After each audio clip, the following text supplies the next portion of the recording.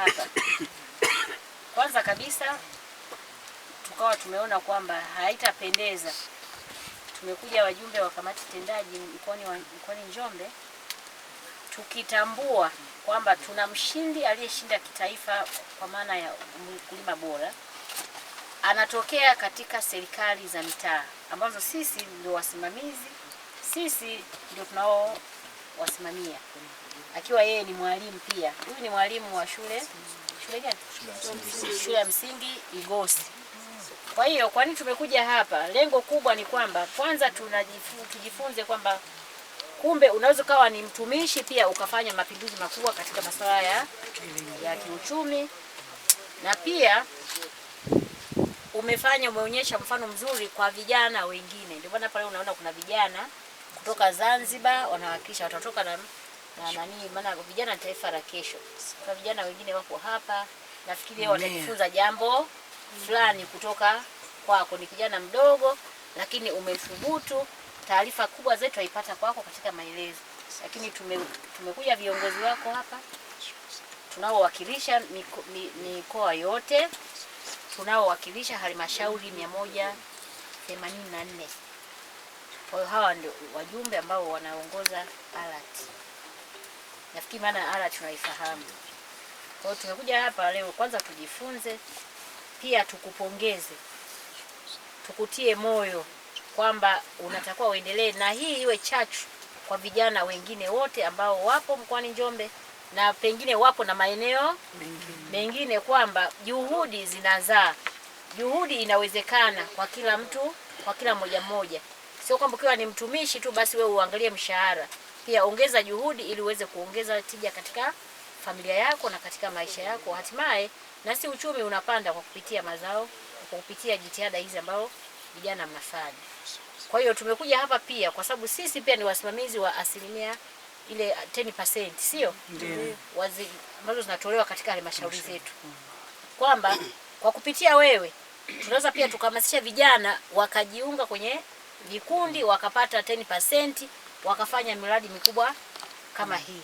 Kwa mimi nilikuwa nadhani kwamba tumekuja hapa kwanza kabisa tukutie moyo, tukupongeze kwamba tumefurahishwa sana kama ALAT Tanzania na viongozi wake wote tumefurahishwa, na bila shaka hata kila mtu alivyoona alishtuka, kwa sababu tumezoea kwenda watu wakubwa sana ndio wanakuwa wanapata hizi fursa, lakini kwamba kumbe na vijana wadogo kabisa wanaweza wakafanya jambo jema. Leo tumekuja shambani kwako hapa, kama mnavyowaona watu wamefurahishwa na shamba lako, wewe unavyolitunza. Tunafikiri kwamba tutajifunza mengi kwa sababu utatupa maelekezo mengi. Tumekuja tujifunze, na ikiwezekana na sisi tuwe wadau wa zao la parachichi kupitia elimu yako, kupitia maelezo yako, tuvutiwe tuweze na sisi kuja kujiwekeza katika mashamba, katika zao la parachichi. Basi ndugu zangu, naomba niwakaribisheni sana hapa Igosi. Tulikuwa tunamsikia kwenye mitandao, lakini leo tumebahatika kuja kumuona live na kuona shamba lenyewe live.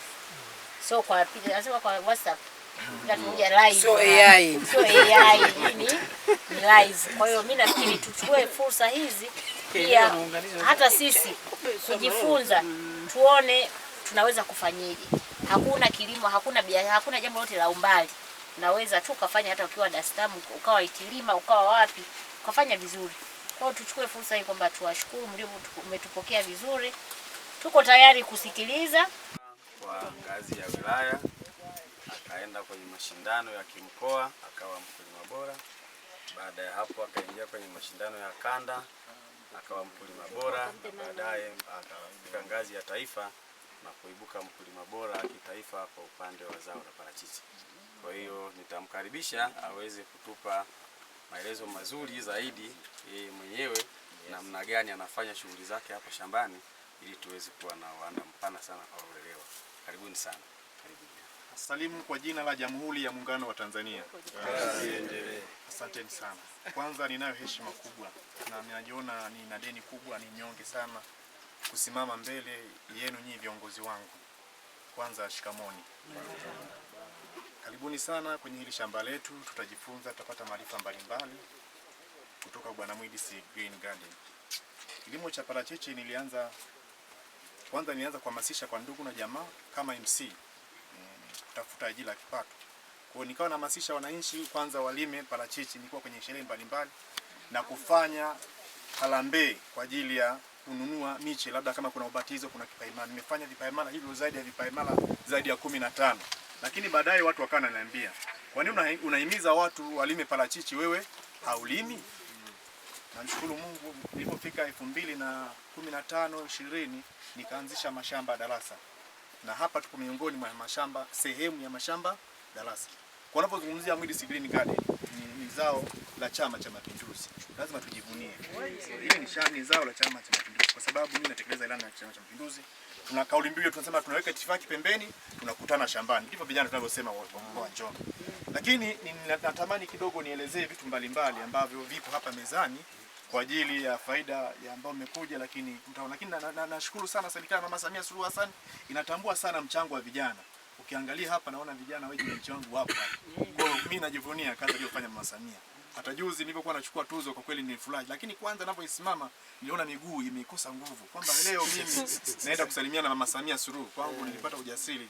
Nikasema kwanza kazi yangu sasa itatambulika, na hata nitakapokuwa naseminisha vijana wenzangu wataelewa nini ninachokifanya. Huyu anayeongea ni nani? Ni yule aliyesimama na kusalimiana na Mama Samia Suluhu Hassan. Wakaniuliza, "Ulikuwa unaongea nini na mama?" Na walioongelea mitandao ni kweli kama nilikuwa naongea kidogo na mama, kama tunafahamiana kidogo. Nilimwambia mama, mimi nina tuzo nyingi kuhusiana na kilimo cha parachichi. Kikubwa nimejikita sana kuelimisha vijana. Tunapoendelea kwenye dira ya 2050, tunatamani malighafi ziwe nyingi. Lakini ndivyo unavyopambana. Akasema hongera, endelea kuhamasisha vijana waweze kufanya kazi. Lakini pia nilitiwa moyo tukiwa kwenye maonyesho ya 88 pale Mbeya, alipokuja mgeni rasmi, nafikiri kwa tarehe 6, ambapo siku hiyo usiku nitakuwa niondoke. Alikuja na mkuu wa mkoa wa Iringa, aliona shamba darasa nilivyoandaa pale mezani. Alinipa neno moja, akasema, "Wewe ni kijana unayefaa kuigwa." Natamani sana wanaotoka Iringa ukasema yule kijana yule sema anafaa kuigwa, mkamwambie leo tumemwona naye live na hapa tunapiga na picha. Nikushukuru sana. Nilimtafuta jana kwenye simu hakupokea simu, nikasema najua na majukumu mengi. Kwa hiyo nilitiwa moyo, nikawa natembea najipa moyo kwamba serikali inatutambua si vijana na tunaweza kubadilisha tukafanya mapinduzi ya kijana. Nimesoma history 3. Wanasema wenzetu wa China walipokuwa wanafanya maendeleo walikuwa kwa miaka 5, lakini wakiwa katikati ya miaka 5 wakiona hii hawezi kutoboa hii 5 years for development, wanaikata, wanaanza nyingine, green revolution, zipo nyingi ambazo walikuwa wanafanya. Na mimi nikaanza kidogo kidogo. Ndio maana kuja kuona hapa tunazo zana. Tunashumu huyu kijana mwenzetu ameanza kulima parachichi ndio ametoka chuoni. Tunatamani vijana wengi wajiajiri. Na utakuta wengine wanasema mimi sina hela, mimi sina nini. Kwa mimi najitahidi kuwafundisha namna gani ya kuandaa mashamba kwa bei nafuu. Kwa ukija kuangalia hapa, kwanza nikianza kuelekeza kwenye shamba kuna zile space kati ya mti na mti. Sasa sisi muda mwingine huwa tunaangalia na size ya shamba, lakini eneo la shamba kuna size ya mti ambazo ziko 8 kwa 8, alafu ipo ya 6 kwa 6, ipo kwa 7 kwa 7, ipo 8 kwa 4 kati ya mti na mstari. Na hizo nitaelezea ya upana kati ya mstari na mstari. Na kwa nini huwa tunafanya hivyo? Lakini muda mwingine mimi huwa natumia sana, Mama Samia ametupa viongozi ambao wanatusaidia sana, wanachapa kazi kweli. Mheshimiwa mwenyekiti wetu wa halmashauri, mimi najivunia uwepo wa viongozi hao. Wamekuwa mstari wa, yani wamenisaidia sana. Mara kwa mara wakisema tukutane shambani, hata leo wanapowasubiri nyinyi walishakufika shambani kabla mimi sijafika. Lakini wakaondoka tena kwa ajili ya majukumu. Mimi washukuru sana. Mmekuwa msaada sana kwangu. Lakini pia mmekuwa msaada mkubwa sana kwa vijana wa wilaya ya Njombe. Kwa hiyo tunayo lazima. Kwa hiyo ukiwa umeshaandaa shamba lako, tunashumu ndo shamba letu hili hapa. Mara nyingi huwa tunatumia hizo mbolea za asili kuwafundisha vijana. Haya ni maozea, wanasema ndio nitrogen yenyewe ambayo inatakiwa ipatikane kwa mkulima. Kwa anaweza kutumia hii kwa ajili ya kupanda miche. Bahati mbaya vitu vingine vipo Imalinyi, tulikuwa Mbeya hatujafika eneo husika. Kwa tulikuwa na vitu vingine ambavyo tulikuwa tunafundisha. Kwa hiyo tunatumia hii mbolea za asili kwa ajili ya kijana huyu. Matakataka ambayo atapatikana porini kwa anayakusanya, anaweka kwenye shimo lake. Ambapo shimo lake mara nyingi linakuwa 3 kwa 3 upana wake. Kwa hiyo tunachanganya na udongo tunaweka, lakini pia tunazo hizi mbolea za asili ambazo za kawaida tu, ambazo kijana anaweza kukusanya pale nyumbani akapata mbolea nyingi, ni mbolea ya kuku, akaitumia hii na ikaweza kufanya kazi vizuri. Lakini tunao majivu, vitu vidogo vidogo tu vya nyumbani. Tunayo haya majivu ya jikoni ambayo mtu anatumia. Lakini sisi ukiangalia kuna kalenda zetu ambazo huwa tunazitumia mara nyingi, na hizi namshukuru Mungu. Nasema kutoa kuliko kupokea. Sisi huwa tunatoa. Huwa tunaandaa kalenda kila mwaka zaidi ya makala zaidi ya 2000 ambazo huwa zinawafikia vijana mbalimbali ndani ya wilaya na nje ya wilaya yetu ya Wanging'ombe, lakini pia kupitia mitandao ya kijamii. Zimo ukizipekua ukiingia kwenye mtandao utaziona. Lakini kwa nini huwa tunaandaa kalenda? Cha kwanza huwa tunawakumbusha kwamba jamani, ni msimu wa kupanda miti ya parachichi umeshafikia. Tunaomba mfanyeje? Mwanze kupanda. Lakini tunavyoelekeza dira 2050, kama hawa watu hatutahimiza kutunza mazingira, tayari taifa litakuwa hatuwezi kufikia, kwa sababu tayari tutakuwa tumesharibu vyanzo vya maji, tayari tutakuwa tumesababisha mmonyoko na ardhi ambayo tumepewa na Mwenyezi Mungu itakuwa imeharibika. Kwa hiyo kila mwaka huwa tunaiandaa. Tulikuwa nayo nyingine hii ya mwaka 2026, lakini hii ni ya 2025. Lakini unakuja kuona tunao huyo mlinzi wa mazingira, kwa tunaweka mizinga sehemu mbalimbali kwa ajili ya kulinda mazingira. Lakini bado nilikuwa naelezea hapa kwenye hizi specimen kwa ajili ya kutumia hizi mbolea na kuelekeza watu. Lakini hapa pia tunavyo viuatilifu mbalimbali. Tunaviona sample tu kidogo ambavyo vipo hapa. Hii ni Super Grow. Tayari sasa hii ni mbolea bila shaka. Tumesharuhusiwa na serikali, zamani kwa hajaruhusiwa, kisa tumepata namna yaweza kuitumia. Lakini tunazo hizi tanikopa ambazo zipo hapa. Lakini tunazo mashine zetu ambazo watu tunazitumia kwa ajili ya kuspray, ambazo kwa ajili ya kupiga dawa kwenye miti yetu. Lakini tunapokuwa tunapiga hizi dawa kwenye miti yetu, tunashauri na tunafundisha kwamba kuna madawa mengine ni sumu kwa binadamu. Dawa nyingine ukiwa zikigusana na binadamu huwa zinasababisha kansa. Kwa hiyo sisi kupitia Medicine Green Garden, kampuni ambayo inatoa elimu bure, huwa tunafundisha muda mwingine na kutoa vifaa. Chochote tunachokipata kwa Mwenyezi Mungu, mfano makao tumetoa kidogo na Mama Samia, kitatumika pia kutoa elimu, hata kununua vifaa kwa ajili hao wenzetu. Kwa hiyo unashauri mtu avae hizi nguo maalum anapopiga viuatilifu wapi? Shambani kwake. Lakini tunayo nguo yetu hii, nafikiri mmekuwa mmeona, hii sio kulinia nyuki. Tunatamani mtu akiwa amevaa hiyo nguo aivae kama ilivyo, asigusane na dawa hata kidogo, akiwa tayari ameshavaa hii ya kuziba macho pia. Lakini ipo nyingine, nafikiri tulikuwa na mizigo mingi na nani tumeshindwa kupata vifaa vingine, ila aweze kujikinga na ngozi yake vizuri. Lakini huyu mkulima ni kijana, ndo ametoka chuo leo. Parachichi mpaka aanze kuvuna ni miaka 3, miaka 4 na kuendelea. Tukajiuliza kama mimi Medicine Green Garden, huyu kijana leo nimemhimiza alime parachichi, hapa katikati miaka 3 atakuwa anakula nini? Tukaingia na zao la viazi. Alime viazi ambao awe na short plan alime viazi, lakini long plan alime parachichi. Tukimaanisha mpango mfupi alime viazi, lakini mpango mrefu alime nini? Alime parachichi. Lakini pia kuna mazao ambayo yanapatikana kwa urahisi na yakubali katika mkoa wetu wa Njombe, hususan katika wilaya yetu ya Wanging'ombe. Hii ni ngano ambayo ukiipanda, kama ni kijana ambaye umetoka chuoni, unaweza kuipanda pasipo kutumia mbolea na ukavuna ngano nyingi. Ukitoa viazi unapanda ngano kwenye hilo shamba hilo ambalo ni shamba la ekari 1. Lakini mimi pia ni mwenyekiti wa FEMA Club mkoa wa Njombe. Kwa hiyo vitu vingi wanavyovihamasisha, kupanda mboga, kulima matunda, nafikiri mmeenjoy. Hata wanafunzi sehemu nyingine ukifika huwa wanayapenda sana. Haya yanafika shambani kwetu na huwa tunatumia kufundishia hivi. Na tunakulaga hivi. Ukija shambani kwetu tunakula hivi pasipo kukutoza, kwa sababu tunajua tukikupa afya njema, mwisho wa siku utakuja kukusaidia hata kufika shamba letu hivi. Leo tutafika. Lakini hapa tunazo mbegu za aina 2. Mtu ataanza kuuliza, mbona haya mahindi haya kwetu Tarime, kwetu kaskazini magharibi, mbona hayapo? Tuna mbegu hii, mbegu ni mpana, haya ni mbegu ya kisasa. Lakini wazazi wetu walivyokuwa wanatuumba, tunazaliwa sisi kina shehe, walikuwa wanatumia mbegu ya kienyeji, mbegu ya asili. Na kuiandaa mbegu hii walikuwa wanatumia njia sahihi ya kuiandaa, ambao kivuna mahindi alikuwa anayalundika sehemu, anapoanza kupiga anaanza kuichambua ile mbegu sahihi ya kupanda mwaka unaofuata. Lakini ukipanda mbegu hii kwamba siipigi uchafua mbegu ya kiasi, lakini nataka nijue maana yake. Hii mbegu muda mwingine huwa inaadimika. Sasa hii kiadimika, je, kizazi chetu kitafanyaje? Kwa sisi kwenye mafundisho yetu tunashauri pia tuwe na mbegu hizi za asili ambazo unapopanda huwa tunaiandaa, unaikata huku, unaikata huku, unaichukua eneo la katikati na inafanya vizuri. Tofauti yake sasa, hili mhindi huyu mbegu ya asili kibunzi, tunasema kibunzi. Kina kibunzi kikubwa kuliko mbegu hizi za kisasa. Wengine wameenda mbali sana. Nilikuwa kwenye 88 nilipata wadadisi wengi na tulipata watu wengi sana wa Mbeya ambao walipenda na mafundisho yetu, kwa sababu tulikuwa tukifundisha tu wageni jioni pale tukikaa na viongozi wangu wanauliza vipi umetuma taarifa ya leo kwenye makundi mangapi. Kwa kupitia WhatsApp tulikuwa tunapata wageni mbalimbali kulingana na namna fulani tu wanafundisha kama vijana bila kumwangusha mkuu wetu wa idara ambaye ni kijana. Nikushukuru sana pia. Tutaendelea kushukuru mpaka kesho. Kwa hiyo tulikuwa narusha asubuhi yake unakuta watu wanakuja kuona kutoka Songwe, wametoka Rungwe wanakuja kuangalia nini bwana Mwidisi anakifundisha. Hata nilipoondoka siku zile nafikiri walikuwa wanakuja tunataka tumuone Mwidisi. Bahati mbaya ikawa nimeshaondoka, nashukuru sana. Lakini nikija hapa kwenye matunda haya, yache hivyo.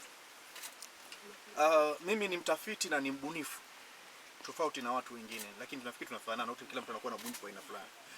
Tulikuwa yani mnunuzi, mtu wa kati alikuwa anamdanganya sana mkulima kwamba matunda haya yakianza kugeuka rangi maua hayatafanya vizuri. Kwa unalazimika kuuza matunda hata kama soko lipo chini. Kwa mimi nikabuni mbinu mbalimbali, nafikiri nimefika hapo umeoga kidogo wengine. Nimetengeneza mfumo wa maji ambao unanilinda mimi mashamba yangu matunda shambani yasiweze kufanyaje kuharibika au kwa kudondoka, sababu licha kwa mfano ile hapa limedondoka lenyewe. Na ile atakayebeba ni tamu kwa sababu limeivia kwenye nini? Kwenye mti. Yapo kama mawili matatu. Kwa hiyo sasa unakuta kwenda kwenye tunda letu hapa unakuta kuna matunda yenye rangi ya kijani, lakini kuna matunda mengine kama hii tunda la mwaka jana. Kwa hiyo limelalia.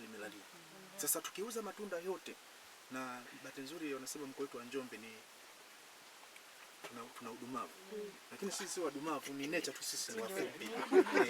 Lakini naweza nikasema ni kweli sisi ni wadumavu kwa sababu inapofika miezi ya 4, miezi ya 5, matunda yote kwenye mti yanakuwa venye yametolewa. Lakini ukija kwa Bwana Mwidisi Green Garden utakuta sisi tunaacha mstadi mzima kwa sababu ya lishe. Leo wamekuja ndugu zako, kafara leo mmekuja ndugu zangu. Nilikuwa nimejua mapema ningeandaa hata matunda mle. Sababu mbaya nitawapa mabichi mtakula mkifika nyumbani. Nitawapa mabichi mle nyumbani. Lakini huwa tunapenda tuache hata misadi miwili ili watu waende kufaidi. Tunauza matunda yote, halafu sisi tunaanza kununua matunda au hatuna kabisa. Kwa dumavu tutapata. Watu wanatambua kabisa mama akiwa mjamzito apate vyakula bora. Akila parachichi mtoto anakuwa na akili nzuri na mtoto anazaliwa akiwa na ngozi nzuri. Afadhali kwa mama amejibu vizuri kweli.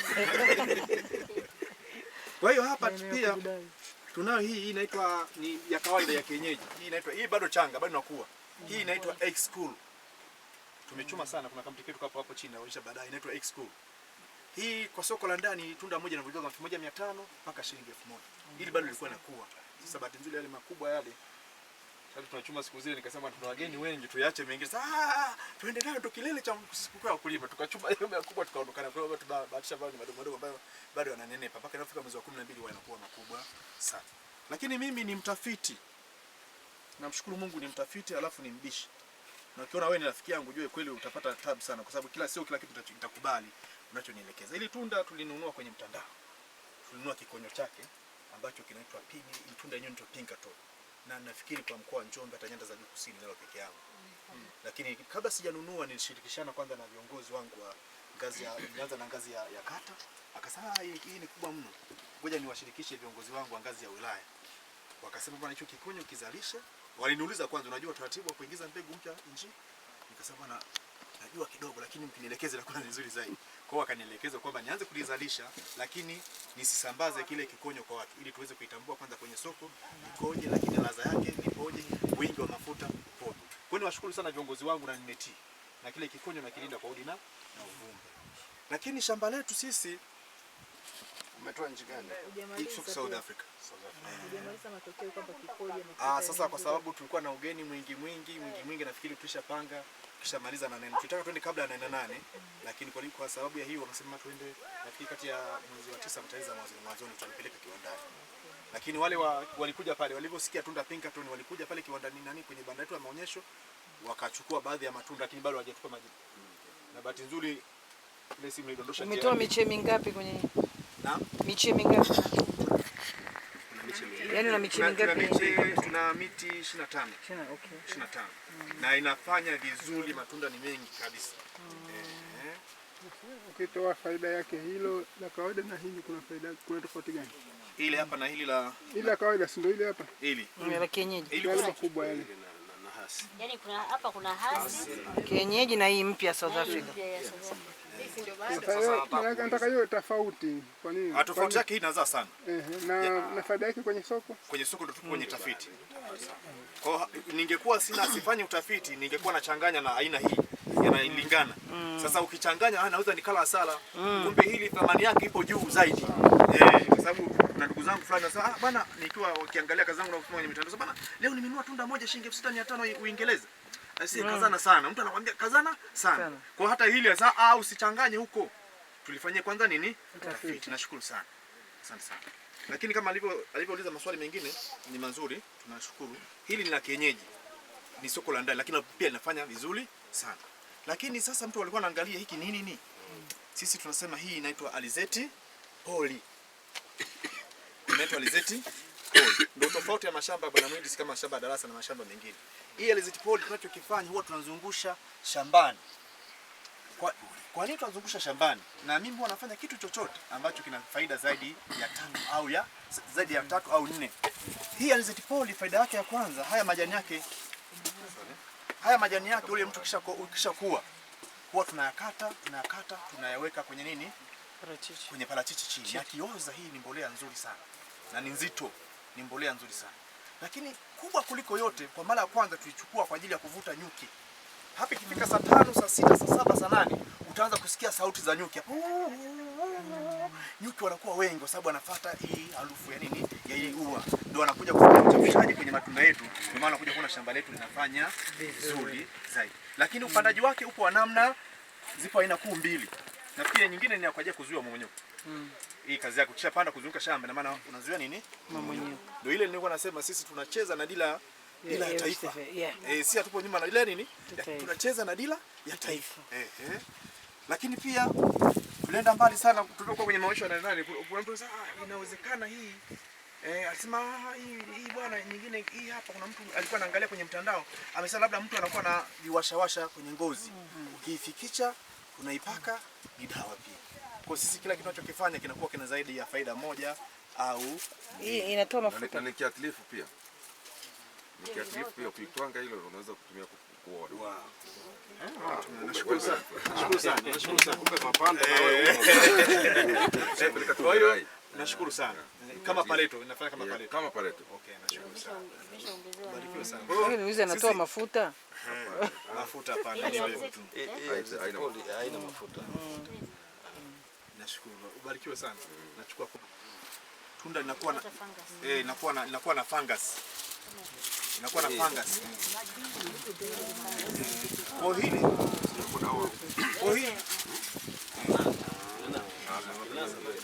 kwa hapo utakuta kuna huwezi kumuona nyuki pale. Kama ni nyuki ni kwa bahati mbaya sana. Wapo yani kwa mbali sana. Kwa hiyo hebu nishike na mie. Unatoa nini? Kata unatoa.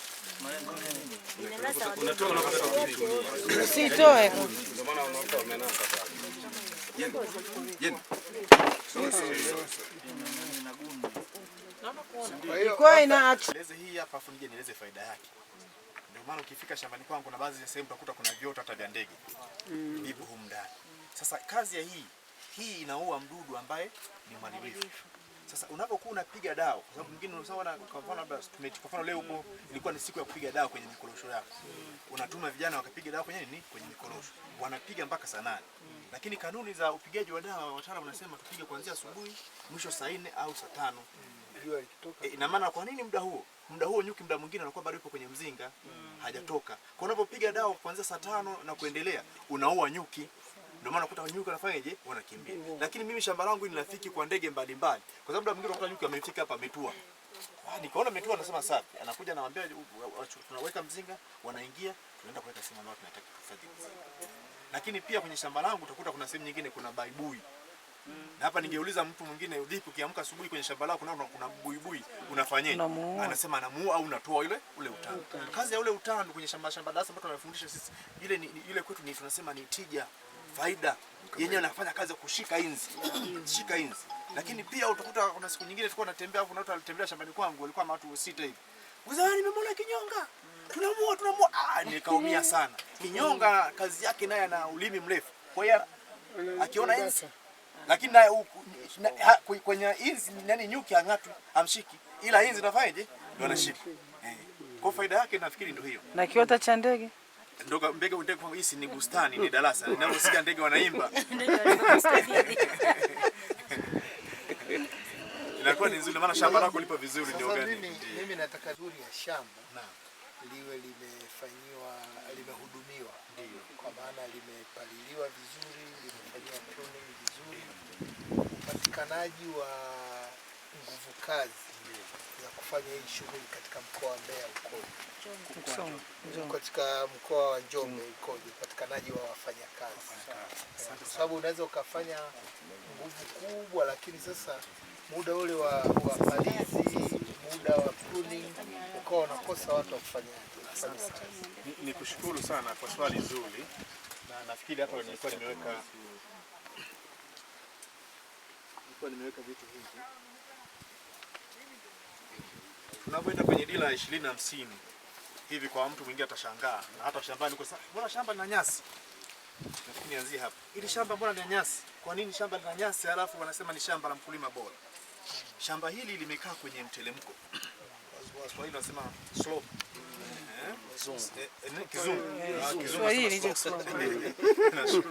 Limekaa kwenye slope. Sasa hili shamba tungekuwa tunalima, ina maana ile top layer, ule udongo ule wa juu wote ungekuwa umezunguka, umeenda wapi? Toni. Sasa shamba letu sisi tukakaa tukafikiria kwamba hii ni nitrogen ambayo tunaitafuta. Na tumesoma wenzetu wazungu kule shamba lake huwa wanapanda maharage, akishapanda maharage anaingiza trekta na tifua akipanda mwindi kwa ajili ya kulishia ng'ombe. Mwindi unakaa vizuri. Sasa sisi pia katika mafundisho yetu tunafundisha watu kwamba shamba kama hili utakiwa utumie ile Roundup au sijui nini nyingine weeder au ni Paraphos. Ukipiga Paraphos na maana halibu ule uoto ambao Mungu ametupa. Kwa sisi tunafyeka hii mbolea, tukishaicheka tunaisogeza. Tukipata zile mbolea za chumvi zile ya lawina ambazo ni rafiki kwa nani tunapomwaga tunamwaga hivi. Shamba zima tunamwaga ili nyasi zifanyeje? Ziote. Zikishaota tunarudishia kwenye nini? Kwenye mmea. Unakuta mmea wako unafanya kijani vizuri. Lakini nguvu kazi tunayoitumia tunatumia wazawa. Lakini sisi tuna wafanyakazi wa kudumu zaidi ya 10 ambao tunaishi nao. Na huwa tunawalipa kulingana na kazi wanazozifanya. Hawa tunaokuja kuchukua wale tunalipa payday kwa siku. Na wakija wengi kama wamekuja 10 ndio fundisho sisi tunapiga shule pale. Mnaona tukifanya hiki tunafanya hivi kwa sababu ya hivi na hivi. Na wastani hao wa payday waita mnawalipa kiasi gani? Ni shilingi 10,000 kwa sasa 10 mpaka 7. Yaani 7 mpaka inategemea unakaa masaa mangapi. Kama kutoka asubuhi mpaka saa 12 utalipa 10,000.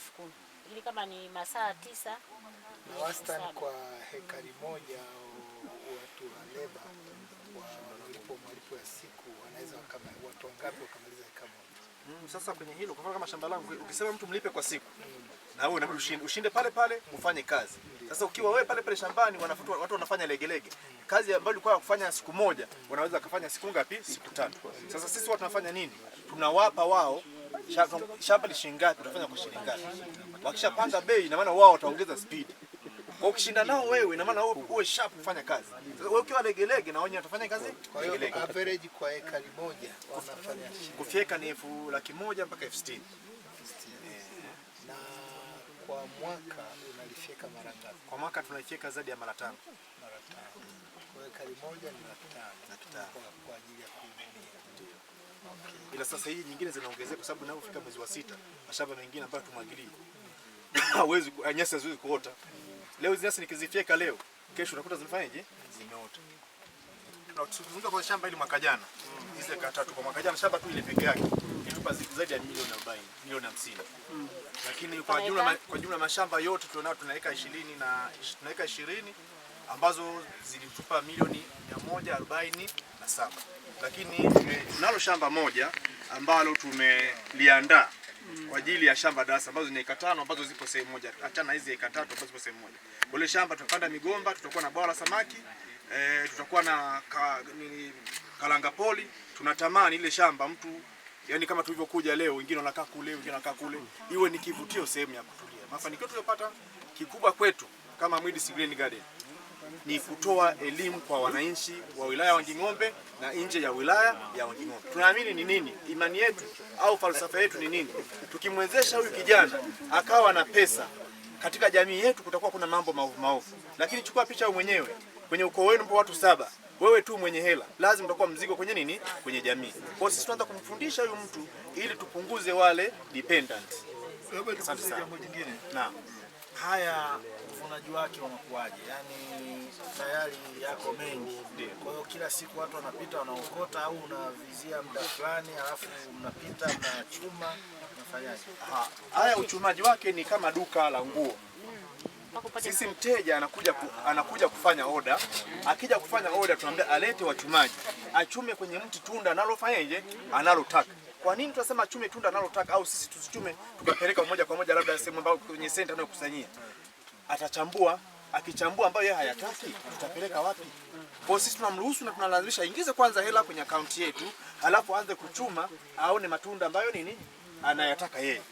Naomba niende haraka kidogo. Kwa hiyo samani kidogo. Hiyo 3,000 kilo mpaka 6,000 inategemeana ni yeye anakulipa shambani na kibarua analipa mwenyewe, kila wote analipa mwenyewe kila kitu. Yaani yeye anakupa hiyo hela. Alafu anambia chuma. Anatakuwa alete wachumaji wake yeye. Wewe unapima kilo ngapi? Wewe unakaa tu kama hapa, wanachuma wanakuja matrei hapa. Inakuwa wanapima kwenye matrei. Kwa hiyo unakuwa tumekaa hapo, analeta wachumaji wanachuma huko, mnakuja mwanza kupima kilo. Lakini kubwa jingine, wale wanunuzi wao wanakuja kwa kulingana na soko lake. Kama anahitaji ile box la kwenda Ulaya liwe na matunda 12, basi atataka size ya 12 shambani. Kama ni 24 atataka box lenye matunda 24, size iko shambani. Kwa kuna mtu anataka madogo, mpaka matunda 32 kwenye box linakwenda Ulaya. Kwa hiyo yeye akija akitaka madogo na bei yake inakuwa iko hivyo. Asante sana. Karibu. Asante. Kwenye soko la nje kuna uhitaji mkubwa wa maparachichi ambayo hayajatumia dawa. Yes. Je, kwenye shamba lako mnayo au unayatofautishaje? Shamba letu sima shamba yetu mengi tunatumia madawa. Tunatumia organic. Kuna mitego tuweka. Alafu tunatumia hizo mbolea za asili. Nashukuru sana.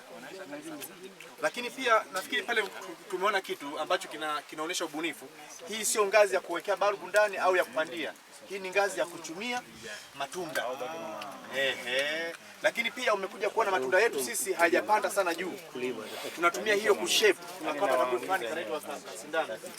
Kwenye mti kale tunakata, kata ule mtu unakuwa unalala.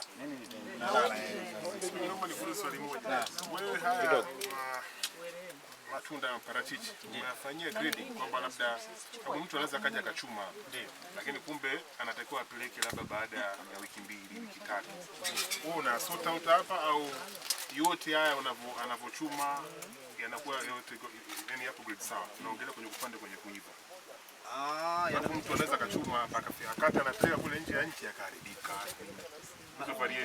Mara nyingi wakishachuma wao wanaenda wao wenyewe. Lakini Mama Samia alipokuja mwaka jana anataka kujenga ndege yenye cold room. Lakini tayari mazingira kuja kusafirisha hii parachichi ameshaandaliwa. Kutoka Njombe. Kwa ndege ndio kutoka Njombe moja kwa moja mpaka nchi za wenzetu kwa wanunuzi. Kwa sisi kwangu mimi anakuja kuchukua shambani. Akishachukua shambani anaenda kuya size kiwandani. Akisha size kiwandani anaingiza kwenye container ambalo lina barafu. Ndio. Akishaingiza kwenye cold room, baada hapo anapeleka moja kwa moja na kuyauza. Haya matunda yana makundi kama matatu, tunaita grades, madaraja. Yes, kuna madaraja. Kwenye ukomavu yanaweza, yani yote ukomavu unakuwa ni ule ule. Lakini kuna daraja la kwanza, lakini kuna daraja la pili. Hapa kwenye daraja la pili, daraja la kwanza na la pili yanatofautishwa kwa size. Lakini pia unaweza kuweka yote kwenye daraja la kwanza kwa maana ya size. Kuna hiyo size ya 12 mpaka 18, alafu kuna ya 20 mpaka 24. Kwa hiyo ndio hiyo sasa ukiambiwa size ya 12 maana yake kwenye kilo 4 yanaingia matunda 12. Kilo 4 ndio. Kwenye na yale 24 maana yake hivyo ile namba inayotajwa ndio idadi ya matunda yanayoingia kwenye ile box la kile kifungashio kimoja. Kwa hiyo ndio size yake, nayo ndio madaraja. Sasa alafu kuna daraja lingine ambalo tunaita la kiwandani. Maana yake wewe sasa anachambua yale ambayo hayana sifa kwenda nje, yale yenye yaliyobaki baada ya kuchambua yale kwenda nje. Ndio inaitwa daraja la kiwandani. Sasa na yenyewe anakwenda kwa mtindo huo na yana bei tofauti. Yake ndani yana bei ya chini kidogo ambayo ndio anakwenda kukamua mafuta, alafu yanakwenda nje yanakuwa na bei tofauti. Sasa wanavyosafirisha wasafirishaji wanunuzi yako kwenye cold rooms, yanawekwa kwenye cold rooms, yanarekebishwa temperature, alafu yanasafiri yakiwa kwenye temperature ambayo ile tunda linabaki kama lilivyo, halibadiliki mpaka atakapofika sokoni. Kule likifika sokoni ndio linaondolewa kwenye ile temperature ambayo imesetiwa, ndio linaruhusiwa kuiva na kuanza kutumika. Lakini hapa katikati wakati linasafirishwa linakuwa halibadiliki, linabaki kama lilivyo kwa sababu linawekwa kwenye temperature ambayo inatakiwa kuradi kusafirisha. La nyanda za juu kusini mikoa 8 ndio hii hapa nashukuru, lakini tulipata hii tuzo nyingine mwaka huu tarehe 31 tukapata tuzo hii kama mkulima na mhamasishaji kwa vijana. Lakini pia katika nyanda za juu kusini katika maonyesho ya 88 tukatunukiwa tuzo hii. Lakini ya mwisho tukatunukiwa na mama yetu Mama Samia Suluhu Hassan. Changamoto zipo nyingi katika kilimo cha parachichi. Nafikiri nimeona miundombinu, barabara, umeme shambani hatuna. Lakini pia nilikuwa natamani kwa vile nyinyi watunga sheria, Mungu akiwajalia kama kutakuwa kuna kozi moja fupi ya semina ya kilimo cha matunda pia mkachukua. Lakini pia kama kwenye mitaala nafikiri pia nyinyi mnaweza mkatunga sera. Tuingize sera ya kilimo ambacho tulikuwa nacho zamani ambacho sasa hatuna.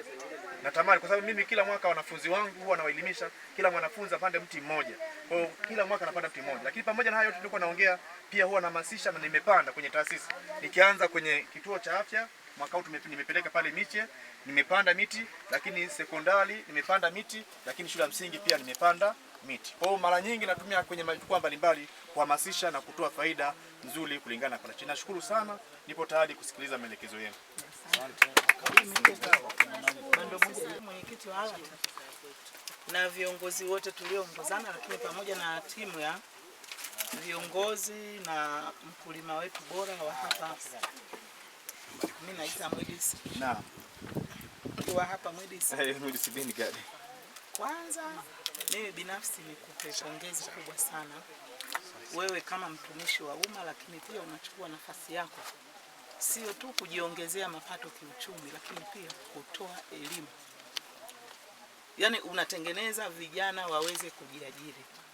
Manake kwa mujibu wa sera zetu au ilani yetu sisi Chama cha Mapinduzi, Mwenyezi Mungu akujalie kwa sababu unaitekeleza kwa vitendo. Kusaidia kutengeneza ajira kwa vijana wetu.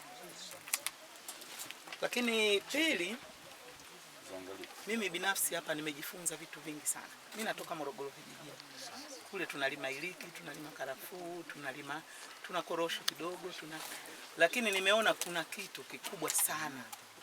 Na mimi Mheshimiwa Makamu Mwenyekiti, ninachokuahidi hapa, nitaleta timu kutoka kwenye halmashauri yangu. Kwa sababu tuondokane na ule uchumi tunauza nazi, sijui unachukua muda mrefu, sasa hivi zimeshazeeka sijui nini. Kuna kitu cha haraka, uchumi unakwenda. Kwa hiyo binafsi na ninawashauri wenzangu, hiki kitu ni kikubwa sana kwetu, lakini kwa mtu mmoja mmoja, kwa halmashauri pia. Nimeuliza swala la mapato. Ukienda hapa manake halmashauri ina uwezo wa kukusanya mapato bila kuwa na kigugumizi.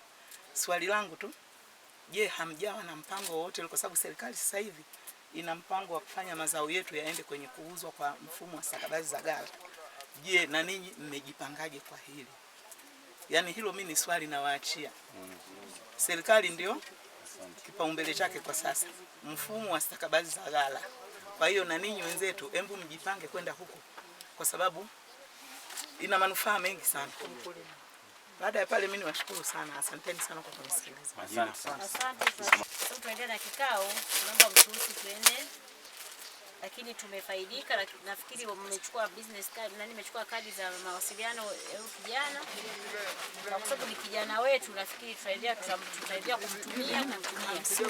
Lakini hicho zote kama kuna watu watahitaji, maana usiotoke Njombe bila mche wa parachichi.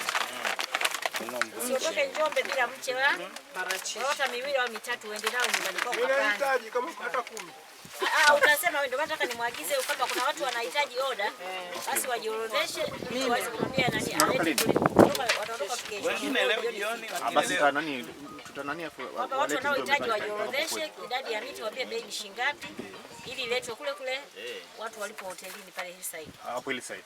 Hamna shida. Ili waweze Hata pale kumbi. Fanya kazi nzuri sana na serikali ya wilaya pia inayomtambua na mkoa. Lakini sana sana tujaribu kuunda vijana kama wengi kwenye baadhi ya wilaya zetu. Kwa sababu hii tumefanya kwa zao la parachichi. Tutabidi tuendelee kufanya kwenye mazao mengine tofauti na ukanda tofauti. Lakini endelee kupongeza, lakini kingine niwaambie vijana, yaani kwenye maisha lazima uendelee kuweza kufanya jitihada na kupambana. Mfano mzuri ndio tumekuja hapa kwenye ziara. Unaona kabisa ni mtu ambaye alianza from scratch na shamba lake na mpaka baadaye akapewa tuzo akawa ndio best yani mkulima kwenye swala la zao la parachichi. Na zao la parachichi ni bado lina demand kubwa sana huko nje ya nchi. Watu wengi wanakuwa wanalitaka. Baada ya kusema hayo, mimi niwashukuru sana, lakini nimpongeze pia nipongeze uongozi mzima wa ALAT, kuanzia mwenyekiti wetu wa ALAT Sima, makamu wetu mwenyekiti tuko naye hapa kwa kuandaa hizi. Baada ya kusema nakushukuru sana. Naomba nikuulize swali la mwisho. Kwa kipekee ni kwanza niendelee kupongeza kwa sababu kuna ruzuku sana inatolewa kwenye upande wa kilimo. Kwa hiyo naendelea kuipongeza sana serikali kwenye upande huo, lakini nadhani kuna haja ya kufanya maonyesho na exhibition. Kwa sababu pia kuna makongamano mengi sana yanafanyika kwenye hizo nchi za nje kuhusiana na zao la kilimo. Kwa kuna wajibu ambao sasa hivi tuanze kutengeneza link kwenye makongamano ili tuweze kupata masoko mengine mengi na sisi tuendelee kuandaa vijana kwenye hili zao waendelee kulima. Asante. Mwisho jina. Sorry jina. Kwa majina mimi naitwa Lawrence Mlaki, ni mstahiki wa manispaa Ubungo, lakini mjumbe wa kamati tendaji wa ALAT Taifa. Kwa majina naitwa Winson Esau Mfikwa. Mimi ni daktari wa mifugo na ni msimamizi wa division ya kilimo, mifugo na uvuvi halmashauri ya wilaya ya Wanging'ombe. Kwanza ninayo heshima kubwa sana kuwapokea wageni hao wa kitaifa, kamati tendaji ya ALAT Taifa, kumtembelea mkulima wetu bora wa kitaifa kwa upande wa zao la parachichi, na tuwashukuru sana maana kuacha shughuli zao na kufika shambani kwa mkulima na kujionea kile ambacho wanakifanya. Nadhani wamenufaika kwa asilimia kubwa sana, kwa sababu ni mkulima wetu kijana, ni mkulima mbunifu, na sote tumeona shamba lake liko vizuri, na anahamasisha sana vijana kuweza kufanya kazi kwa ajili ya kujipatia kipato badala ya kufanya shughuli ambazo hazina tija kwa Jamhuri ya Muungano wa Tanzania. Swali langu kwa majina naitwa Mwalimu Abishai Haruni Mwalongo. Ni mwalimu katika shule ya msingi Igosi, lakini ni mwelimishaji kwa njia ya kujitolea kuhusiana na kilimo cha parachichi. Leo nimefurahi sana, nimepokea ugeni mkubwa sana, ugeni wa ALAT Taifa. Kwangu imekuwa ni tija kubwa sana, lakini pia wamenisikia vijana wengi ambao wamekuja, nimeona vijana wengi wamekuja kuangalia nini namna gani nazalisha zao hili la parachichi. Lakini shukuru sana serikali ya Mama Samia Suluhu Hassan, kwanza inatuheshimisha. Na hii njia leo kama mlivyoona ilikuwa kidogo na makolongo, lakini tumeambiwa tutatengeneza barabara, lakini tutachimbiwa visima. Lakini niwaalike sana vijana wenzangu wa Wanging'ombe na wa Tanzania tuingie kwenye zao hili la parachichi, lina tija kubwa sana ambayo ukilima parachichi inaweza kukusaidia. Kwa mfano kama mimi nimejenga, nasomesha, lakini pia nimeajiri watu wengi shambani kwangu, watu wanapata ajira. Lakini kubwa kuliko yote nataka kusema vijana ni muda mwafaka kuitumia serikali yetu ya awamu ya 6, kwa sababu inatoa mikopo mbalimbali. Hawa jamaa waliokuja watu wa ALAT wamesema kuna mikopo ya asilimia 10 ya halmashauri. Kwa hiyo niwaalike sana vijana, twende pale tuonane na afisa kilimo, maafisa maendeleo ya jamii ili tuweze kuipata hiyo mikopo.